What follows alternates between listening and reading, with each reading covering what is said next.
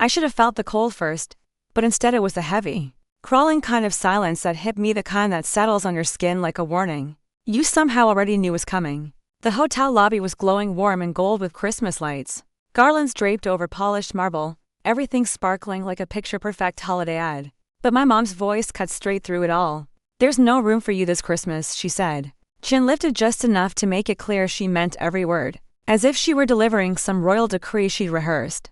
And right beside her, my sister flipped a sweet key card between her fingers like it was a prize she earned, instead of something I booked. That smirk of hers hit harder than anything else because it wasn't new. I felt every year of being the dependable one thud inside me like a bruise. All the times I said yes, all the times they threw a no back in my face without a second thought. I didn't raise my voice. I didn't even let the hurt show. Instead, I just pulled out my phone with hands steadier than I expected. "Cancel access," I said. My voice didn't shake, but hers did. Mom blinked hard like she couldn't process what she just heard. My sister froze. And suddenly the lobby TVs flickered to a breaking news alert. The Elite Hotel's acquisition finalized, announced publicly, stamped with my name across every screen. But none of that was random or sudden. That moment had been carved out slowly over years, each slice precise. I remembered the very first time they chose her over me. I was 13, carrying two backpacks because my sister forgot hers again. And Mom just smiled at her and said, "You're just more responsible." Like she was giving me a reward instead of handing me a burden. That's when the pattern started. She stumbled and I carried. She demanded and I gave. She took and Mom applauded. I learned early that love in my family wasn't something freely offered. It came with terms and conditions that somehow never applied to her. For years, I pretended it didn't matter. I left home, built a life, earned degrees, promotions, and some fragile version of peace.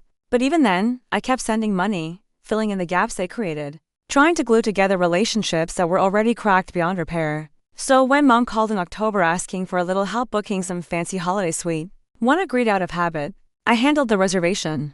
I handled everything because that was who I'd always been. But something in her tone that day felt off, more entitled than grateful. Like she expected me to do it. That was the first flicker. The signs that came after were impossible to ignore. A month before Christmas, messages sent to the old shared family cloud Mom forgot was still connected. "She'll pay like she always does," Mom wrote. "Good," my sister replied. "She's too soft. Let's upgrade it." She won't say anything, the words should have cut. But it was the laughing emojis afterward, casual, cruel, that actually drew blood. I scrolled through every message, every screenshot, every bit of their plan to cut me out of the holiday I paid for. Something inside me didn't break, it locked. They didn't want me, just the version of me who bowed, who paid, who stayed quiet. They forgot I'd grown into someone else while they weren't looking. And I didn't confront them. I planned, quietly, patiently. That night in the lobby wasn't revenge born from heat, it was built from years of cold realization, finally melting into action. The clues had come slowly, in tiny pieces, but once I saw the full picture, there was no unseeing it. They wanted my money, not my presence. They wanted the old version of me who bent over backward to keep the peace, while they took whatever they could. So I did what they never expected. I strategized. The first step was simple. I transferred the original booking into the corporate account tied to an acquisition. I was finalizing an acquisition they knew nothing about. Elite Hotels, the very chain hosting their beloved suite, had been losing money under sloppy management, something I tracked and studied for months.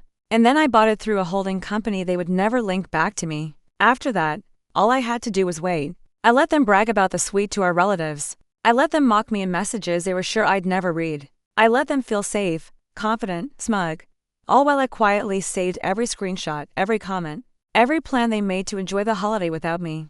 By the time Christmas Eve arrived, everything was already set. Walking into the hotel that night, I knew exactly what I'd find: Mom and my sister strutting around like they owned the place, talking loudly at the concierge desk, pointing toward me when they thought I couldn't hear, acting like I was nothing more than an inconvenience showing up uninvited. I got there 20 minutes early on purpose, just to watch how they behaved when they thought I wasn't part of the story. And when Mom delivered her practice line, "There's no room for you this Christmas," she had no idea. She was announcing the end of the role she'd assigned me my whole life. My fingers didn't tremble as I tapped my phone. "Cancel their access now." The concierge tablet blinked. The key cards deactivated instantly. And then, like perfect timing in a movie, every TV in the lobby lit up with the breaking announcement: Elite Hotels had been bought out in a surprise acquisition. The buyer's name filled the screen in bold letters, mine. Mom's face drained like someone had pulled the color right out of her. My sister's smirk disappeared so fast it looked painful. That realization hit them slowly, like an avalanche creeping down a mountain, slow-moving but unstoppable. "Why?" Mom whispered, as if she truly didn't know. I didn't yell. I didn't even sound angry. "You taught me there's no room for people who don't value you," I said. So I made room for myself, and that was it. Their bags were removed from the suite. Their reservation erased. Their holiday plans undone, not loudly, not with drama, but with complete precision. Later, sitting by the window of the penthouse I reassigned to myself, I watched snow drift past the glass in slow, quiet flakes. It looked peaceful, honest. Revenge wasn't loud. It was measured, sharp, and calm. They taught me that family love was conditional, that it had fine print, that it could be taken away whenever they felt like it. And that night, I finally taught them something back. I no longer accepted their terms. And as the snow kept falling, I realized something I'd never truly felt before. Choosing myself didn't just feel right. It felt like freedom. If this story made you feel something, drop a like. Comment "I choose myself" if you believe in self-worth over validation. Hit subscribe for more stories that remind you how powerful you really are.